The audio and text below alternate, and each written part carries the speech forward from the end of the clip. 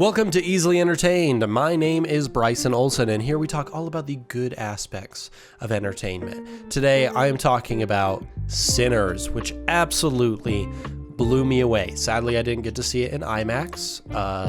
I've heard it's awesome in IMAX. So if you can see it in IMAX, go do that. I've heard it's great. But regardless, just go see Sinners if you haven't already, because it's amazing. So spoiler warning, by the way, since it's a new movie, just before we get into it. Okay. It blew me away. It was amazing. And by the sounds of it, it did the same to everybody else because it was just that good. So let's dive into this amazing movie. We out here playing games, telling ghost stories in place of doing what we ought to do. All right. So the story of Sinners, very interesting. Okay. And the trailers kind of mislead you. Okay. They kind of lead you on to think that Michael B. Jordan, his characters, yeah, that's right. I said characters because he plays twins, but he is not the main character in this movie. I feel like the real main character, and what I've seen a lot of other people also say, they're like, yeah, I think he's more the main character. He's played by a Miles Caton, C-A-T-O-N. He plays the character Preacher Boy. Oh my gosh, he's so good, and you would never believe this. It was his first movie role, which is freaking awesome that his first film role is this absolutely, see, I'm at a loss for words. It's just that good. Okay, it's absolutely amazing. It is jaw-dropping. I was excited to watch it anyways, but like seriously, I was blown away. I was, especially because of the music. And we'll talk about the music in a little bit because, it's so good. But story-wise, okay, Sinners is set in like Jim Crow era Mississippi Delta. Story kind of goes, Preacher Boy, also his name's Sammy as well. Sammy wants to kind of pursue music. His father's a pastor, and his father's like, nah, that's sinful, you know. That's like getting too much attention kind of stuff. You should be devoting your life to God and serving Jesus kind of thing. But anyway, so he wants to pursue music, and his cousins, Smoke and Stack, played by Michael B. Jordan, give him the chance to do that. They come back from Chicago. They had left their little town, and we're off to do bigger things. And they're like, we can't do this in Chicago. We want to start something back where we're from. And they want to start a club to, make some money off their community. And it's awesome. Okay. The story is very interesting, and they're like setting everything up, and through that you get to see the connection between the community and their music and family. But I love that really for the first half of the movie, maybe, that is what it is establishing. Okay, so like if you didn't know, it's kind of like a vampire movie, which makes more sense like the later you see it, and based off like the opening quote, and we'll talk about that in a second. But I do love that for the first half of the movie, pretty much, it is showing you what the connection is between everybody, how close everybody is, how tightly knit this community is. I think it is super great to establish, especially with an ensemble cast. You need to establish what is everybody's connection to each other. Are they friends? Are they actual family? Are they just neighbors? Do they hate each other? Whatever. We need to know what everyone's connection is. Like Smoke and Stack, they meet with a kind of like a real estate guy. Not really. He owns the property. His name's Hogswood, I believe, in the movie. He's white, and very much when you're kind of interacting with his character, you're like, ooh, he's a little racist. Oh, okay. But that's kind of the point of the story, is how is racism involved in that era? How does it affect big communities of Black people in there? Like, how does it manifest itself later in the movie, like with the vampires? It's just a huge interwoven story, which I love. I love world building like that. And it takes aspects from real life. Communities around the country, around the world, all can be like that. You can have little communities like the one in Sinners of people who just really care about each other, or they grew up together and they just know everybody.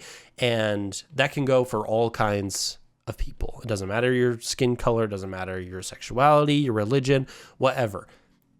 You can have a community of people close by that you can be very connected with.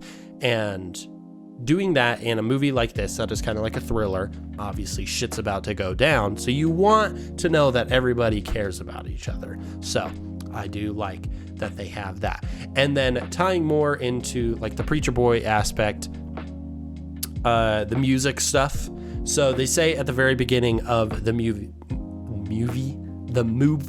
excuse me, that some people, they say like this like legend type thing, and they're like, some people are born with the gift of music that they play so much and so much from the soul that they can commune with the ancestral plane, both in the future as well as in the past. They can just connect with their culture in a different way. And I feel like, especially for the Black community, especially like with blues, they have a huge impact on music, which is awesome. And so Preacher Boy, he has this gift, and that's what brings the kind of vampires in, because they want to live in a world where they're immortal and they have music and peace and stuff, and they hope to commune with their ancestors, because like the head vampire is from like 900 years prior in Ireland, where he was kind of converted into a vampire, and he was kind of the same as Sammy, where he kind of was all about music and the soul and everything, but they don't really have that anymore, because as the movie states, a vampire is basically a soul trapped in a body, and the only way to release it is obviously to kill them, and that's kind of, where everything goes. But not having the soul to their music, not being able to let it out and be a part of their art, that's what leads to their downfall. And the story is it's just amazing. I love the aspects of community, of music, of the different cultures. Oh, it's so good. The story by itself, already amazing. Okay, so good. But now I want to talk about the big aspect of this movie. Music so true. It can conjure spirits from the past. And the music in Sinners is the center. Okay. It is so freaking good. The soundtrack, the diegetic music, the music that's actually part of this like world, like the stuff that they're actually singing, but also like the actual soundtrack, that's also really good too. Oh my gosh, it is so freaking good. I already talked like about the blues stuff a little bit, but typically the two major portions of music in Sinners has to be blues for the Black community, and you also have some Irish folk music for the vampires. And it's kind of interesting listening to them, because they have a lot of similarities. I think, at least to someone who is like not super familiar with how all like music theory and stuff works, but like a lot of the instrumental kind of feels the same. Even like in the movie, when you're introduced to the vampires, and they're like, oh, we want to come in and play some music with y'all. It's great. And they do like their little thing, and they're even like, wow, that was pretty good. They got some talent. But anyways, let me talk about each music piece on its own, and then we'll kind of talk about what they kind of mean together as well. So for the blues music, you obviously have Sammy, but you also have another character, Delta Slim is his name. He's another blues player, and at first when like he gets to meet Sammy, he's like, oh, okay, buddy, like, are you really a blues man, or is just kind of like, oh, I want to be a blues man. And then he like shows off his gift, and it's awesome. But you have that as like a major representation for the Black community. I feel like especially in that era when the music was being developed really quickly, and like, I don't know if that's necessarily the right term, but that's like when things were really getting established with blues. It's where everything was being experimental and figuring out their soul and what they wanted to have as a part of that genre of music. And like I said earlier, like the music is how they can kind of commune with their culture, with their ancestors. And you notice it in a very particular scene. I believe the song is I Lied to You, that Sammy sings at the club. Oh my gosh, it's so good because you get this transition between past and future styles where you have some electric and heavy guitar, you have some hip hop, you have some more ancient styles. It is just a huge culmination of music and of culture that transcends beyond like the spiritual plane, essentially. And like, obviously that's how they say it in the movie, but even watching it, that's what it feels like. It hits your soul in a completely different way than I think some other movies use music in the same way. It just hits differently, and it could be because of how they're telling their story, and I think that is great because it is so important for that community. Listening to the music, listening to the words, listening to the instruments, it's how you can connect with it.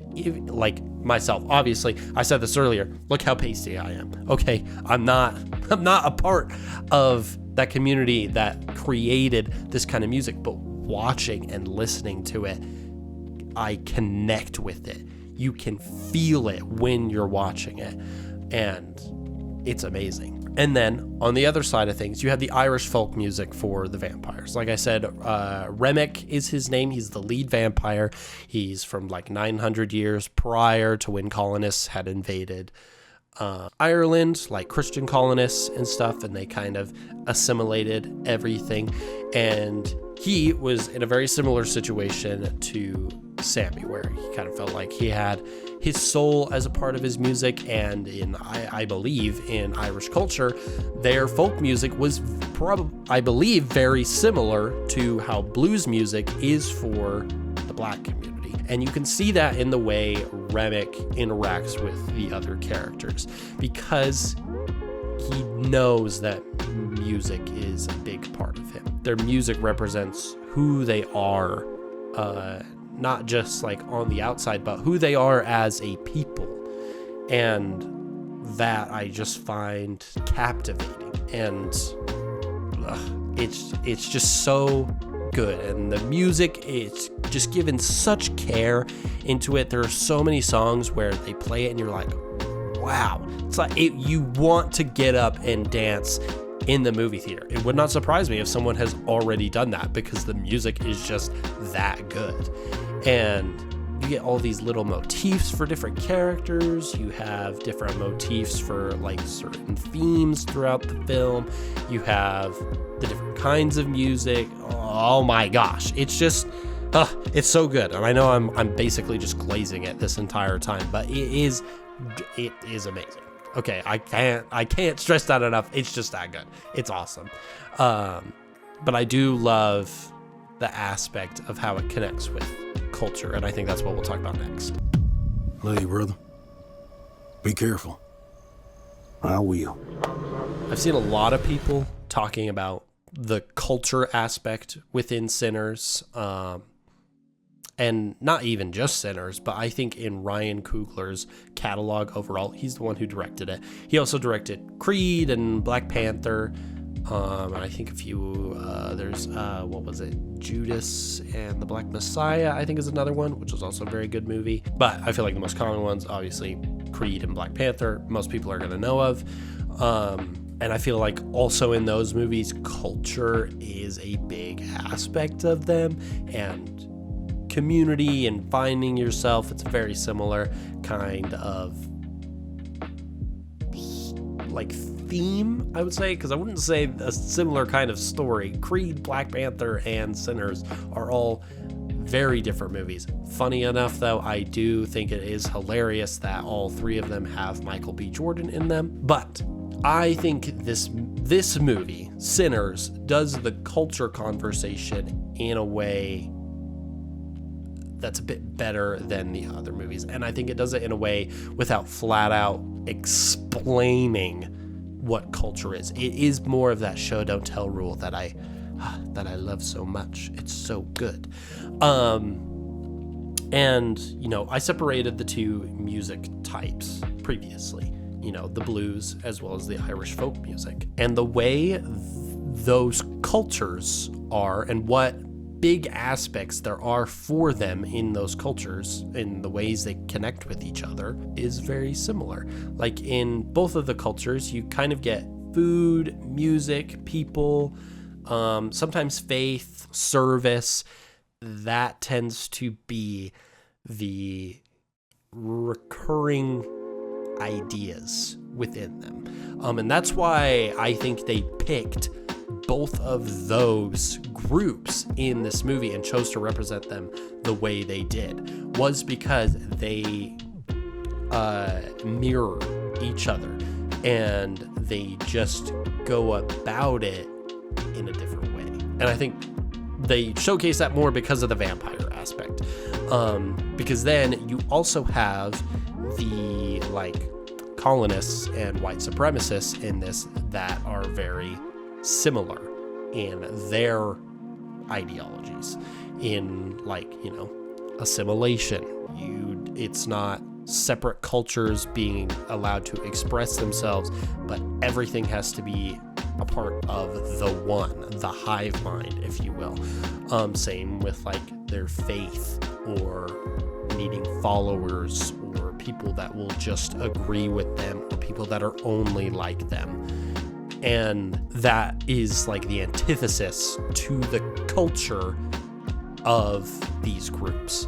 And as you go through the movie, you see that Remick, while he wants to support the culture aspect, he does not hate the African American group. He doesn't hate them for being black. You know, he does not. He doesn't hate them at all, really. He just wants to be a part of that community again. He's lost his community. However, in wanting community again, the way he goes about it is more like the colonists and white supremacists that he was so against. They took his home and his family, and he kind of had to assimilate into their group. And he was that was probably when he was infected or turned into a vampire. I say infected probably because I'm watching The Last of Us right now.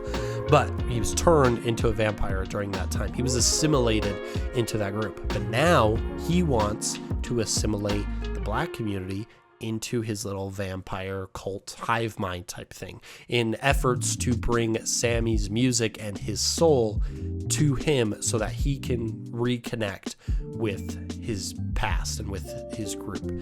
But in doing so, he loses that soul. If he were to convert Sammy, that soul wouldn't be there because he assimilates them. He gets rid of that culture that is so proudly celebrated. I think there is a way to mix cultures and celebrate each other's cultures without assimilation. It doesn't all have to be the one. You can have groups within a group.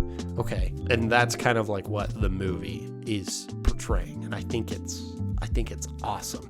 And you just get a very unique view of those communities. And like obviously the big one in this one is obviously the African American community.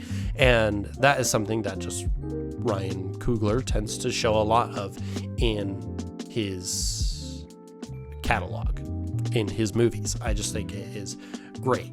Someone described it in, I think, a TikTok that I watched, that he shows like the best of the black community and he makes people want to be black.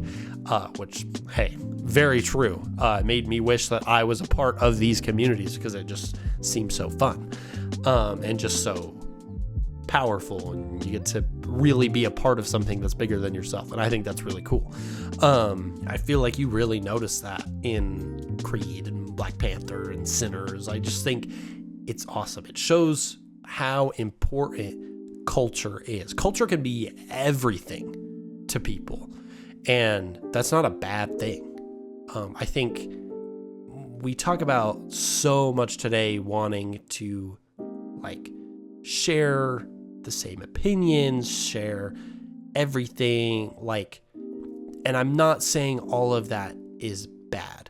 However, there is a uniqueness in our differences. Not everyone is the same, and that's a good thing. We shouldn't treat people differently because they're not the same. Like, in terms of like, I'm trying to think of the right word, like equality might be the right word for it, where like, obviously don't be a bigot, like don't make fun of someone because of their skin color, or hate someone because they love the same gender, or cast someone out for not believing in the same religion as you. Like don't do those things, but celebrate our differences because we are all different. That's the uniqueness of being human, is we are not all the same. Okay, I'm not the same as my siblings. I'm not the same as my friends. You weren't the same as your siblings or your parents or your friends or your neighbors. Everyone is different. We don't want to be part of a hive mind, and that's what I love about this movie. Is I feel like it's kind of trying to say that is it can be this and this, and you know, just I just love the way it talks about culture, and I think it's a very fascinating topic. It's amazing. Okay, Sinners is just so good. I will probably go see it again because it was just amazing. So that will kind of bring me to my rating real quick. If you don't know our easily entertained rating scale from least to best, it is garbage. Once is fine. Right mood, quotable, go to, and all day, every day. And this movie, it's really no surprise. Sinners is an all day, every day kind of movie. I will 100% be watching it again, and I have been listening to the soundtrack on repeat since I watched it because it's just that good. It's just amazing. Okay, so all day, every day. If you have a different opinion, let me know down below. But that is it for this episode of Easily Entertained. I hope you enjoyed, and if you did, be sure to leave a like and subscribe so you can be notified of all future episodes when they release every Tuesday. And if you have suggestions for future topics that you'd like to hear on this series, go ahead and comment down below. Might get to them. But until next time, bye.